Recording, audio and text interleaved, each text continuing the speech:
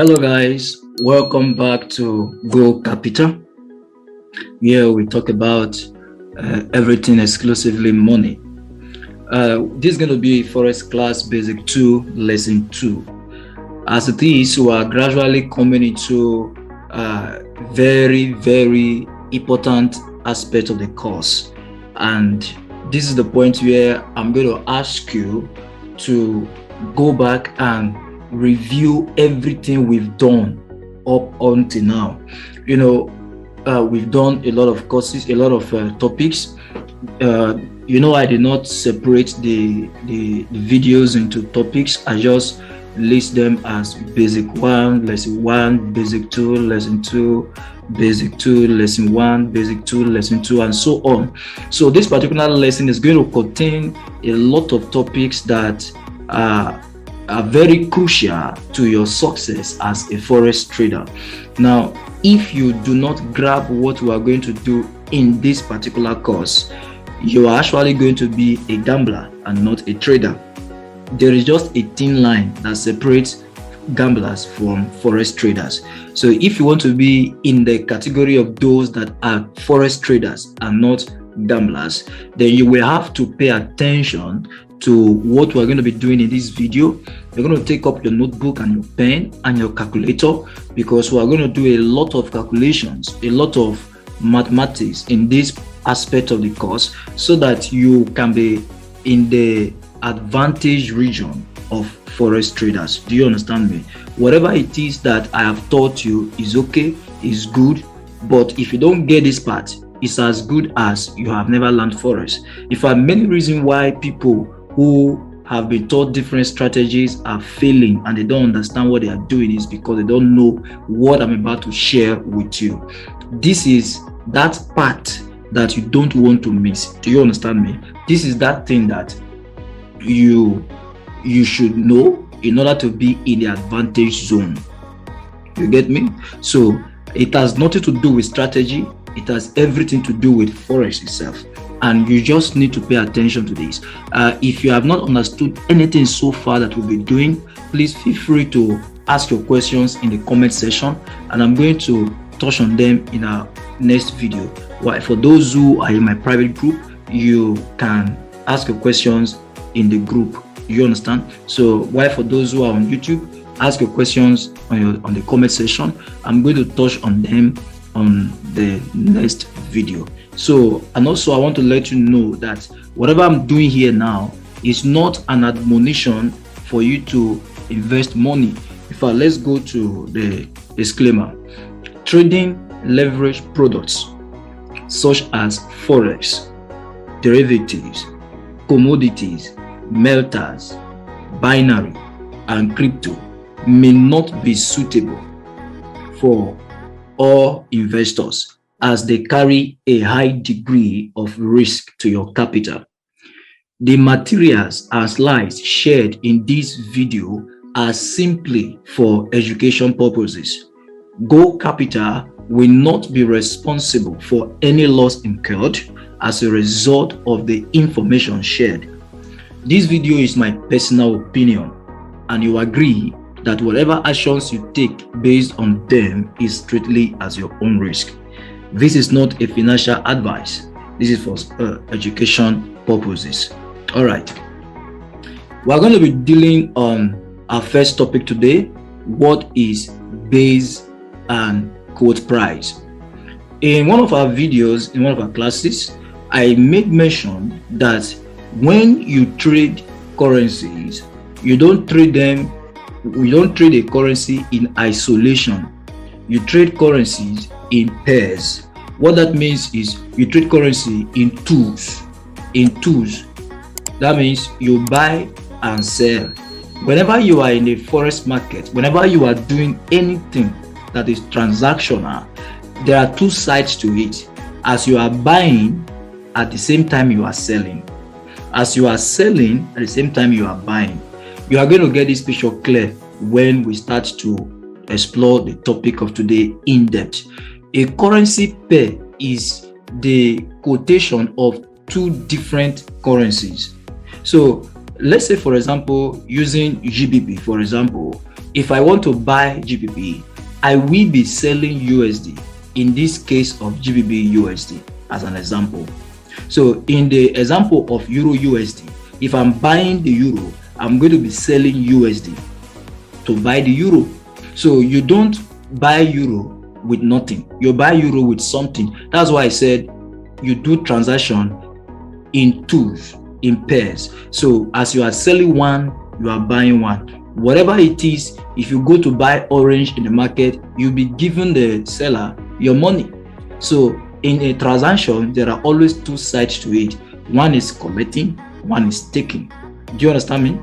One is giving, one is taking. So a currency pair is the quotation of two different currencies, with the value of one currency being quoted against the other. So you quote the value of the currency with another one. The first listed currency of a currency pair is called the base currency, and the second currency is called the quote currency. Now look at this GBP USD as an example. This is a currency pair. If you have GBP stroke USD like this, this is a pair. Some people write it as GBP USD without a stroke. It's also the same. It's also a pair. So now in this example, the first one at the left, the first one GBP in blue colors is the base currency. Why this one USD on the right in green color is the quote currency. Now let's explain what the base currency is. The base currency, also called the transaction currency, is the first currency followed by the second part of the quotation called the quote currency or the counter currency. The base currency is the basis for the transaction in layman's term. How do you get this explanation? The base currency is the basis for your transaction. That is, if I am buying, it is the base currency I am buying.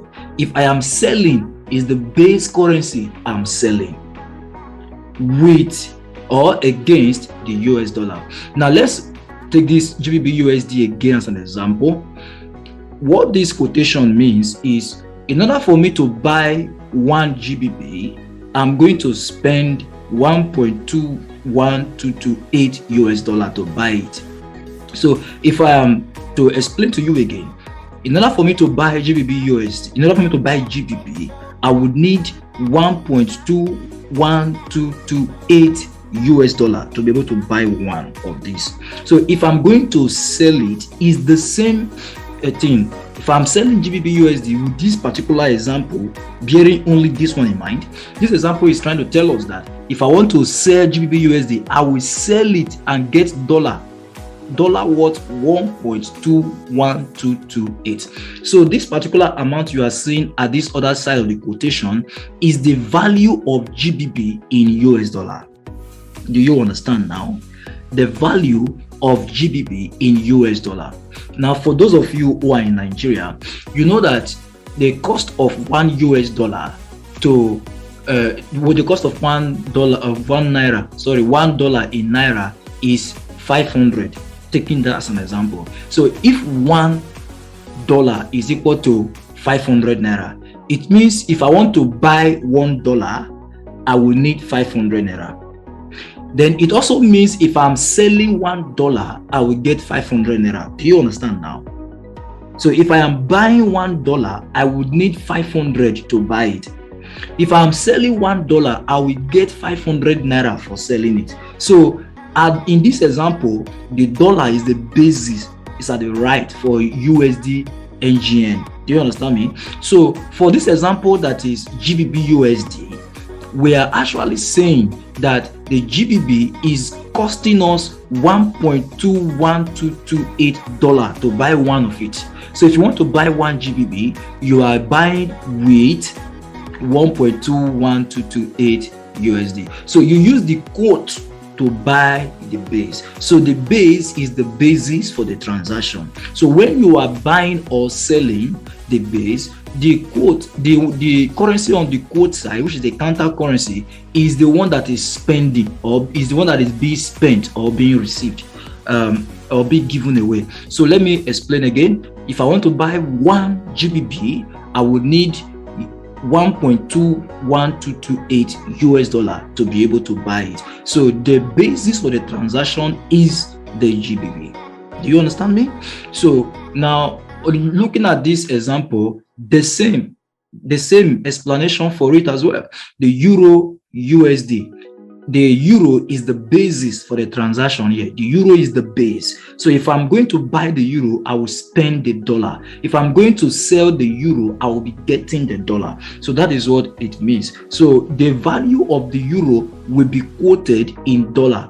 In this example, we can see that it is quoted as 1.10642. So there are two different prices here. You are going to understand what these two different prices mean. Do you understand? So the base is the basis for the transaction. Whether you are buying or selling, you are buying or selling the base using the quote. Do you get me? So selling euro means you are going to get dollar when you sell euro. When you buy euro, it means you are going to release your dollar to buy it. Do you get me? So that is what it simply means. Now, what is bid and ask? This is where we are going to talk about the two prices you saw. Now, the term bid refers to the highest price a buyer will pay to buy a specified number of shares of a stock at any time. The term ask refers to the lowest price at which a seller will sell the stock. Now, when you go into the banks, you are going to see a dashboard. It's something in your bank. I'm talking about those in Nigeria. Now, if you enter, you will see a dashboard in the bank, either close to the desk, the cashier, or close to the customer care. You're going to see a dashboard that talks about we buy, we sell. They will list currencies under it. Under we buy, you will see GBP, US, you see GBP, you will see USD, you will see different currencies there, and you will see the price at which they are buying and the price at which they are selling in the bank. Is always quoted in twos, like in two prices, because you are going to experience. Let me explain this to you. If you are bidding, the bid price is actually the price at which you sell. The price at which you as a retailer sell to the market, sell to the broker, sell to the bank, for example. So if you are bidding, it means you are selling. You are the one selling. And whenever you are selling to them, you sell at a lower price. Then if you are asking, if you're talking about the ask price is the price at which you buy from them. It's the price at which you buy a currency from them. They always sell to you higher than you sell to them. So the ask price is always higher than the bid price. So let's look at some examples of this. The bid price is the price at which you as a trader sell to the market, while ask price is the price at which you buy from the market. Conventionally, bid price will always be written at the left of the dashboard, while the ask price will be at the right hand side. Then the last point to note here is that the bid is always lower than the ask price, meaning you always buy from the market at a higher price than you sell to it. Do you understand?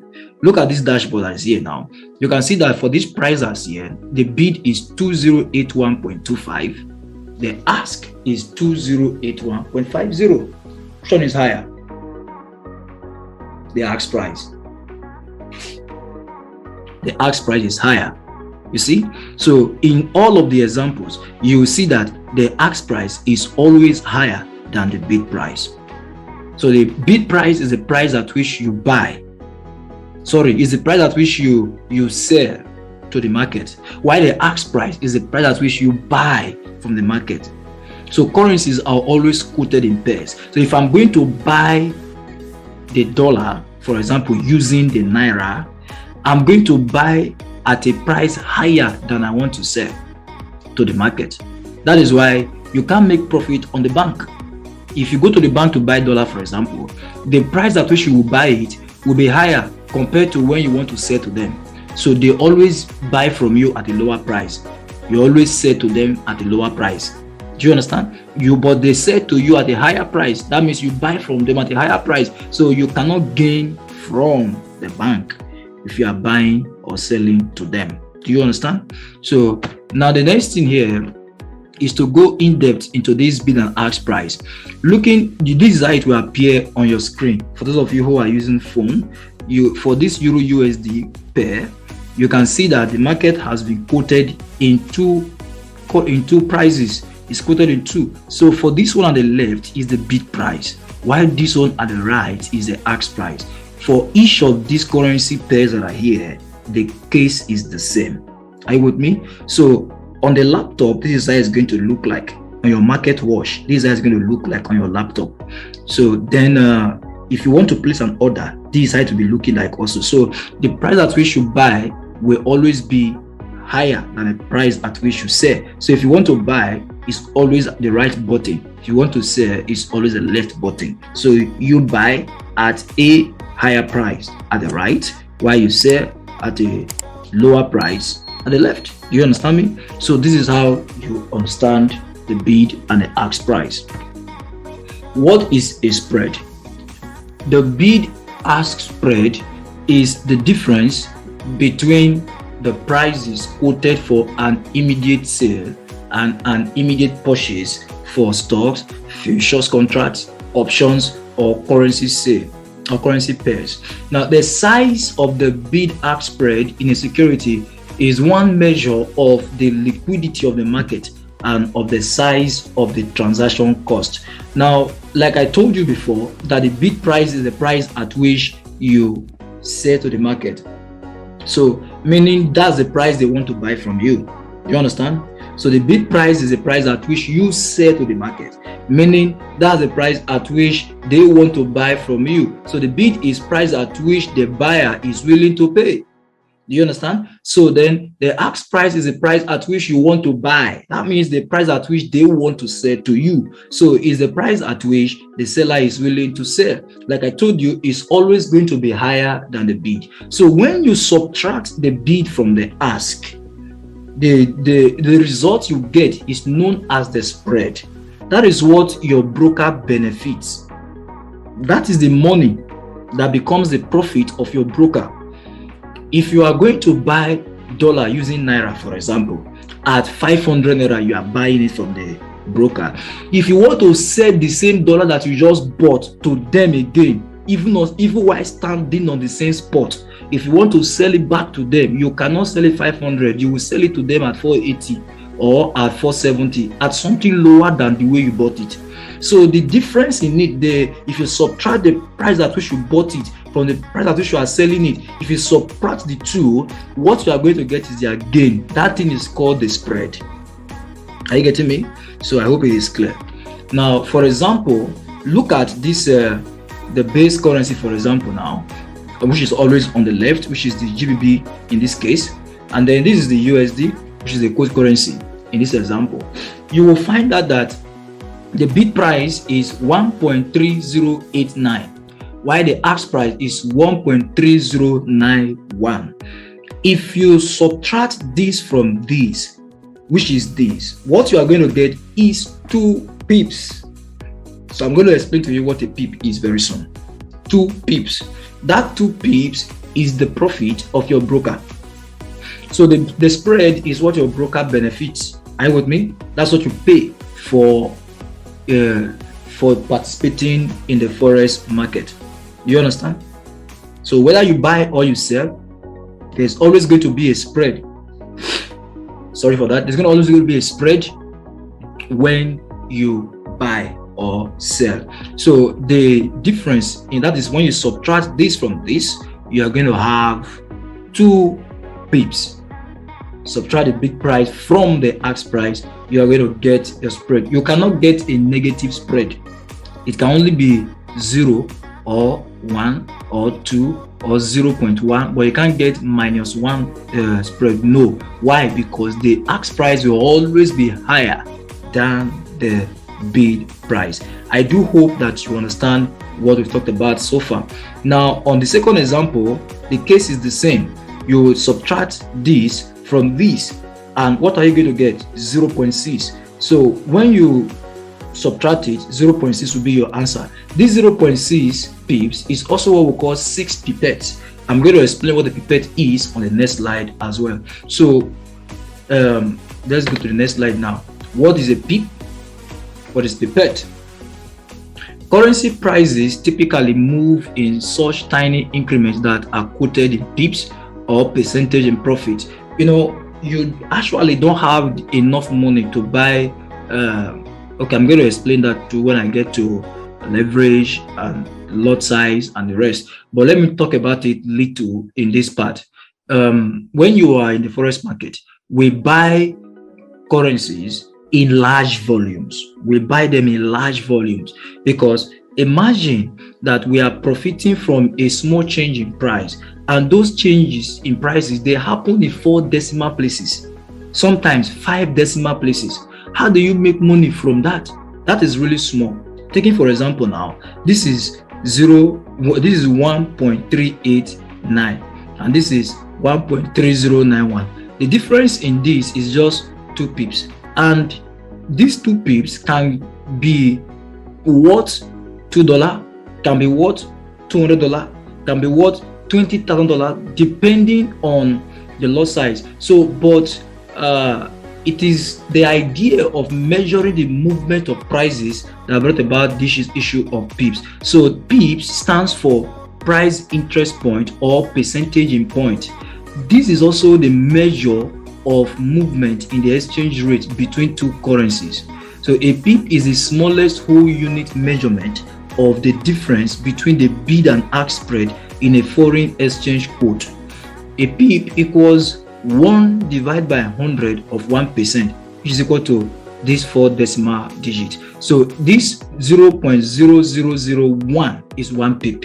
So if it has 4 decimal places like this, it is 1 pip. If it has 0.0002, that is 2 pips. If it has 0.0003, that's 3 pips. If it has 0.0004, that's 4 pips. So it must be in 4 decimal places. Okay, do you understand? So now taking this for example, now you will see that there are 4 decimal places in this one, which gives us, when you subtract it, you will have 0.00002. That's 2 pips as the answer. But for this one, there are 5 decimal places. You have 0.0006. So this one that is 5 decimal places, this is 6 pips. If it was 1, then it's going to be 1 pipette. It is 6 pipettes rather. If it was 1, it's going to be 1 pipette. Why? Because it is 5 decimal places. So looking at this screenshot that is here, this last digit written in a small smaller than the rest, this one is actually the pipette. Are you getting it? This is the pipette. This is the pipette. So this is the 5th one. The 5th digit is the pipette, while the 4th digit is the pip. So if I minus this, let's say for example, after subtracting this one from this one, and then I have 1.6, that would mean it is 1 pip, 6 pipette. If I had 1.7, it would be 1 pip, 7 pipette. So that's what it would have meant. Do you understand? So that is what a pip and a pipette is. We're going to explain how all of these affect your trading. Like I told you, if you don't get this part, you are not trading, you are gambling. And this is where many questions are going to come up. So I would like you to be asking your questions. Though I'll do my best to be, imagining the kind of questions you will ask and be talking about it right now. But you should also try to ask questions if you do not get it correctly. Okay. All right. Now, what is lot size? What is lot size? In the forex market, you don't just come to the market and you just buy or sell any amount that just comes to your mind. There are standards way of measuring the quantity to be bought. So a standard lot is equal to 1,000 units of that currency. If I'm going to buy a standard lot, meaning if I want to buy 1 standard lot or 1 lot for 1 lot size for short, if I want to buy 1 lot size, it means I am buying 100,000 units of that particular currency. So if I'm buying one lot size of dollars, of US dollar, it means I'm buying 100,000 US dollar. If I'm buying one standard lot size of the GBP, it means I'm buying 100,000 units of GBP. Do you have that kind of money to buy it? No. That's where we'll talk about leverage later on. So if I'm buying one lot size, I'm buying 100,000, and that one lot size is represented with 1. So your broker will represent it on the platform on your MT4 as 1. That's where the volume will be represented. So if you are buying 1, it means you are buying standard lot, and it means you are buying 100,000 units of that particular currency. So if the market moves in 1 pip in your favor, it means you have made $10 per pip. With a standard lot size, if the market move 1 pip is equivalent to $10. Do you understand me? To $10. So if you are buying a standard lot size and the market moves up 1 pip, you have made $10. If it goes down against you 1 pip, you have lost $10. So the value of one lot size in dollar is the value of one lot size $1. The value of one lot size in when it moves 1 pip is $10. Do you understand? So there's another example of lot size called mini lot size. If you are buying a mini lot size, it means you are buying 10,000 units of that currency, and your broker will represent it with 0.1. These are standard way of noting them in every platform. So it's going to be 1. And if the market moves 1 pip in your favor, you have made $1. So for a micro lot size, it's going to be 1,000 units of that currency. If the market moves 1 pip, you're going to have $0.1. Do you understand? So some brokers have nano lot sizes. Not every broker has it. Not all of the brokers have it. In fact, the one I'm using don't have it. So nano lot size is only a few brokers that will let you buy nano lots of a particular currency. So, and to buy a nano lot means you are buying just 100 units of that currency, and the broker represents it with 0.001 on the platform. So if market moves 1 pip, you are going to be making $0.01. That's 1 cent. You understand? Yeah, that should be is that 1 cent? Yeah, 1 cent also. So now a standard lot in Forex is equal to 100,000 currency units. It is the standard unit size for traders, whether they are independent or institutional. So example is, if the Euro USD exchange rate was 1.3000, one standard lot of the base currency euro would be 130,000. How did we get this? Multiply this particular price here with 100,000 and you are going to get the answer.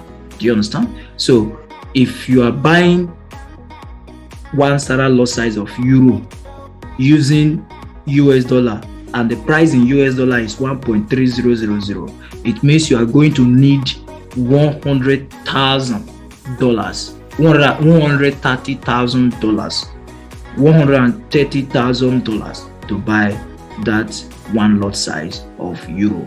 Do you understand me? All right. What is leverage? Now the thing is, you don't have the kind of money to buy the sizes of contracts that are being permitted in the forex market. For example, if you need to buy if you buy, let's use dollar and naira as an example. If you are buying $1 at the rate of 500 naira, if you will make profit at all, let's say you bought it today, you bought the dollar today at 500 naira, and by next month the price increased to 510 naira. So per $1, it means you have made only 10 naira profit. If you sell it at 510, it means you have made 10 naira profit. So how many 10 naira do you need to make wealth? You will need to buy plenty of it then. Let's say you bought $100 at 500 naira. and market now increased to 510. If you are selling, it means you'll be selling 100 at 510. So that would mean you are making 10 naira times 100. 10 naira times 100 is going to be 1,000 naira. In a whole month, you'll be making only 1,000 naira. That's small. But take it for example, you bought 100,000 US dollar. Like the US dollar you bought, the quantity of it was 100,000 quantity of US dollar. That's what you bought, and you make the market increase to 510, which is 10 naira profit.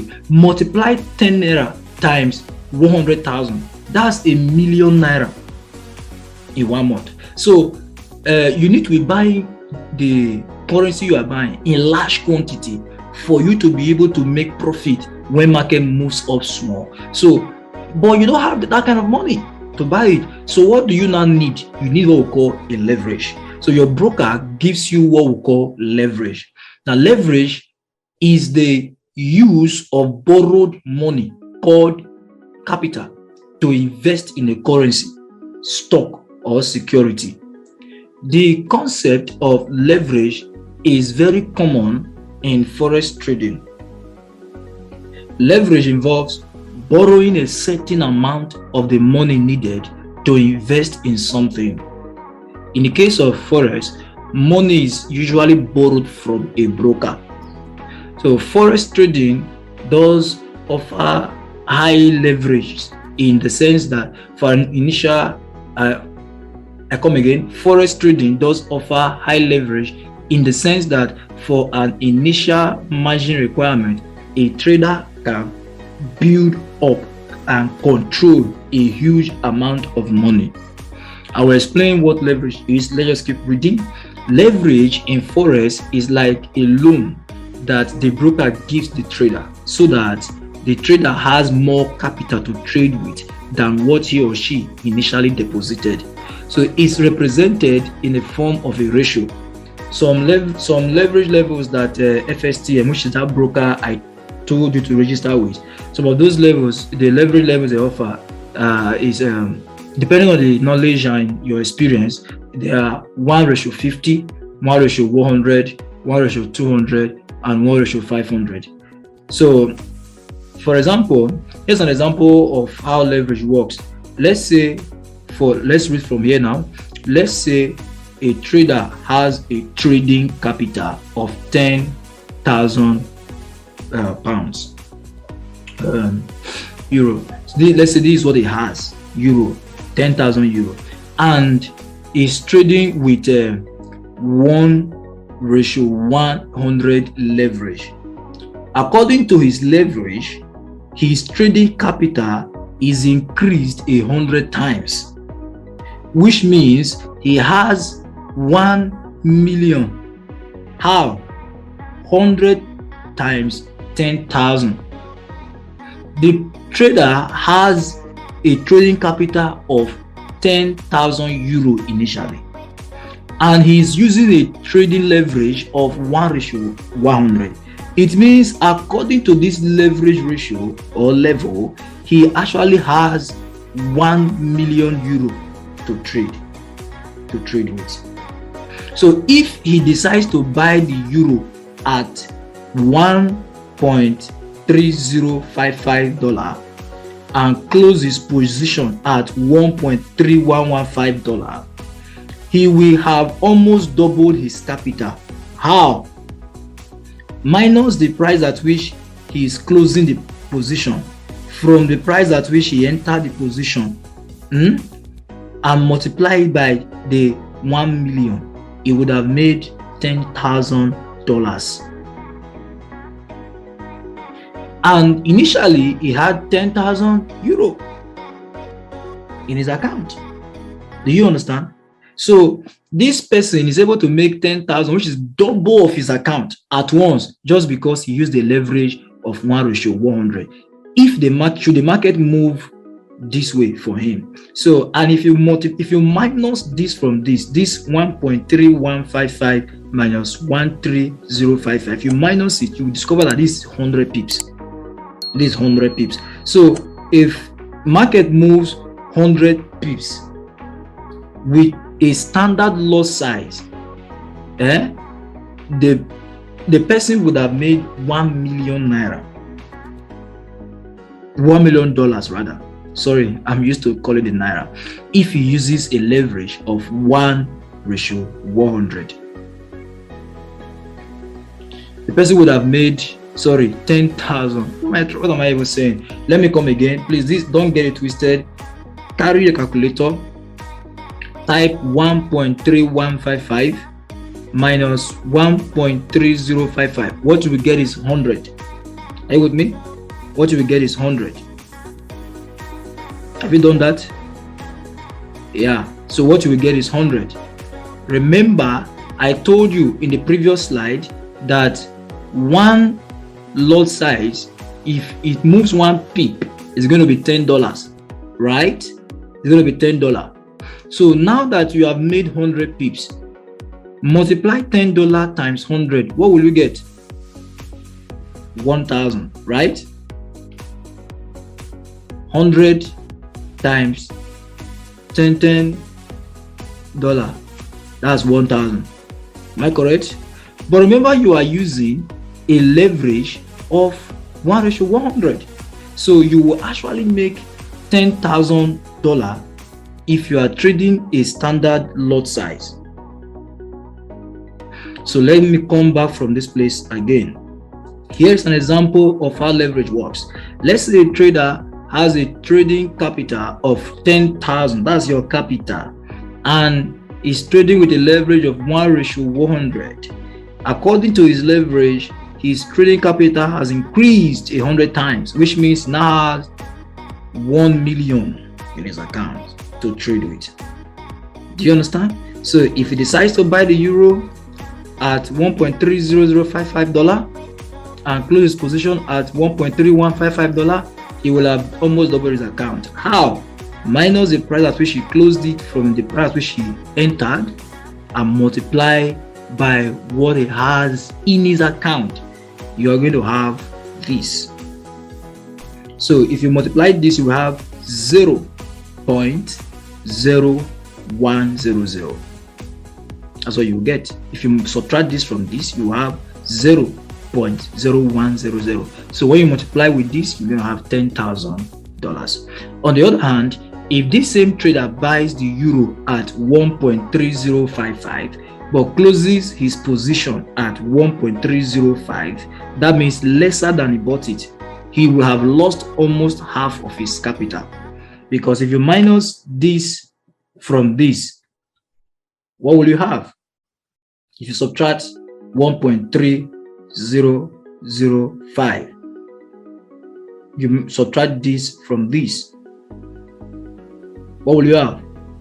50, right? So you have minus 0.050, that's 50. So if you multiply with the quantity that you have here, you're going to have minus $5,000. So you can lose money quickly and gain money quickly just because of leverage.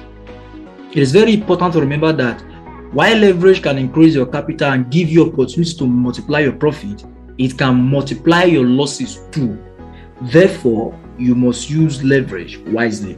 Let me now also explain what leverage is in my own layman term for you to understand. Let's say you want to buy apple. They sell one apple at 100 naira. And if you buy it 100 naira, there's a place you can sell it at 110 naira. Do you understand me? But you only have 100 naira. Now, if you buy the apple 100 naira and you go and sell it at 110, you would have made 10 naira profit. 10 naira profit if you buy one. But say, for example, somebody borrowed you money, borrowed you 1,000 naira that you can go and trade. If you now got to where they are selling the orange, how many will you be able to buy? You'll be able to buy 10, right? Yes, you'll be able to buy 10 with 1,000 naira. So if you buy the 10 and you go and sell it at 110 for one, you will make profit of 100 naira from the 10. Then you will now go and return the 1,000 naira that you borrowed. That's what leverage is. So the borrowed money helps you to make profit with the little you have. Are you understanding me? So you once had just 100 naira. So you now want to meet somebody to borrow you 1,000. So when you want to borrow the 1,000, you give the person the 100 naira as your margin. So that's what you call margin. We'll talk about that in our next class. So you give the person 100 naira and the person gives you 1,000. Now you go and buy the 10 oranges, and when you sell them, you have made 100 naira profit. You return the person's 1k to him and he gives you 100 naira. That's how leverage works. Are you with me now? So should the case the person gives you 10,000 naira, it means you can buy 1,000 oranges. If you are able to buy 1,000 oranges and you sell with a 10 naira profit, 10 naira times 1,000, that is 10,000 naira on 1,000 oranges. Are you with me now? On 1,000 oranges. So you return the person's 10,000 naira and you take your 1,000 naira profit, and the person gives you back your 100 naira that you deposited as a margin. So that's how leverage works. That's how you borrow to make profit. Are you with me now? But if you now borrow and you bought 1,000 oranges, right? You bought 1,000, and the place you used to sell at 110 naira, they are now buying at 90 naira. It means you'll be losing 1,000 naira. So it means you'll be losing 1,000 naira. And if you are losing 1,000 naira, you don't have it because you only have 100 naira before. That's why leverage is powerful and also harmful, depending on how you use it. Do you understand? So, what is leverage? According to all that I've been saying since, leverage is borrowed money. Now, let's look at this table to buttress the point once again. If you are registered with a broker that gives you a leverage of 1:1, it means the broker is not borrowing you any money at all. Do you understand? It means the broker is not borrowing you any money at all. It means whatever you have is what you are using to trade. So let's say you have an account of 1:1 as the leverage, and you want to buy one standard lot size. Remember that one pip movement with a standard lot size is $10 in value. So, and also that one standard lot size is the same thing as 100,000 units of that currency that you want to buy. If you want to buy that one standard lot size, you will need the whole of your accounts to buy it. So the required margin, I will talk about margin in the next class. Margin is the money that you require to, that the broker will put, that they will take from you to be able to enter a position. Is the minimum amount you are required to use for you to enter a particular position. So if you will need to buy a standard lot size with an account of 1:1, and you are going for a standard lot size, it means you will need a whole $100,000 to be able to trade that one single lot size. Then if you are operating an account of 2:1, and you are to trade one standard lot size, which is equivalent to $10 per pip, and also this the amount of it is 100,000 units. So I'm supposed to say, okay, now this 2:1, for a leverage of 2:1, you only need 50,000 to be able to trade one standard lot size in your account. The reason is because the broker is borrowing you half. So if you have 50,000, you can buy a standard lot size with an account of 1:2 or 2:1. So then with an account of 50:1, you can, what you need to have in your margin is just $2,000. You will understand what required margin means in our next class. Now, with an account of $100, with an account of 100:1 leverage, you will need to have just $1,000 as your required margin to be able to trade the same standard lot size. Are you with me? So now also for an account of 200:1, just look at it, the process is going on and on just like that. Now for an account of 1,000:1, you just need $100 in your account to be able to trade the standard lot size. So for an account of 1:1,000 or 1,000:1, however you pronounce it, 1,000:1, For you to be able to trade the standard lot size, you just need to have $100 in your required margin. That's all. That's all. So you can be able to trade a whole 100,000 units worth of any currency with just $100 in your account.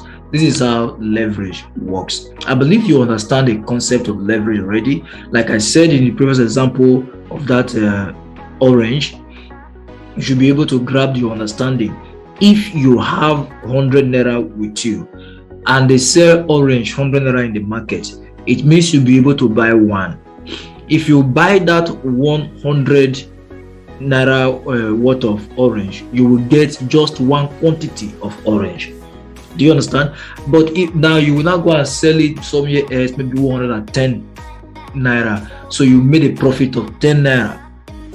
But if you had 1,000 naira, you'll be able to buy 10. Are you with me? And if you buy 10 and you sell the 10 at 110 naira each per orange, then you are going to make 100 naira for the 10. So the more the money you have, the more you are able to trade. So you don't need, if somebody is the one that borrowed you the 1,000 naira, it means the person have given you a leverage. Do you understand? So leverage is borrowed money. If somebody borrowed you that 1,000 naira, the person say, for you to be able to borrow 1,000 naira from me, you are going to give me 100 naira. That's the required margin. Are you getting me? You're going to give me what? 100 naira. So you take that 1,000 from the person, while you give the person the 100 naira. Then you go and buy the orange, you buy the 10. And when you buy you buy the 10, because one is 100 naira, you buy 10. And when you buy the 10, you sell the 10 and you make 10 naira each for the 10. That is 100 naira profit. After you have made a profit of 100 naira, you return the person's 1,000 naira that they gave you, and it gives you back your 100 naira that you once deposited as the required margin. So that is how leverage works. With that 100 naira you gave to him initially as the required margin, you have been able to make 100 naira profit just by him borrowing you 1,000. Do you understand? So that's for the case of an account of 1:10 or 10:1. How many 100 naira do you have in 1,000 naira? Is 10. You understand? So if you deposit 100 naira, which is the required margin, with the person, and the person gives you 1,000 naira, it means he has given you a leverage of 10:1. Do you get? Do you understand? So a leverage of 10:1, if you deposit 100 naira with the broker, which is the required margin, it can give you 1,000 naira. That's for 1:10 now, or 10:1, however you pronounce it. Then you go and buy the orange, and then when you make profit, you return the leverage, you return the money borrowed you, and it gives you back the margin that you took from me before. That's how Forex works. So, and if you have any other question regarding this, drop it in the comment section. If I will not be able to go back to them, I will make reference to videos you can watch to enlighten you more on this.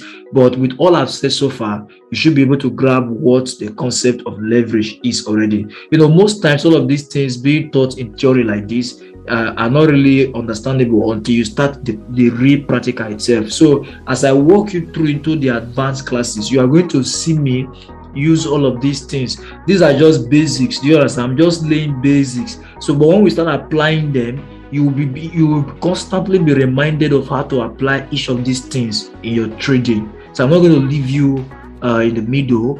I'm going to walk you through to the point where you are not going to be a gambler but a trader. So at this junction, I want to say please like the video, subscribe to the channel if you have not subscribed, share this video to people, comment on the comment section what you have as question, anything you have to say, comment on the comment section and I will reply to them as time permits me. So once again, subscribe, like the video and share it with your friends. All right, with this we have drawn the class to an end. Next class we'll be talking about a few other topics, and the following class will deal on some other topics. There are 2 more classes in this basic 2 and we are set to enter the advanced class. So hopefully that is by the middle of June we should have started the advanced class in proper. All right, thank you for watching to the end.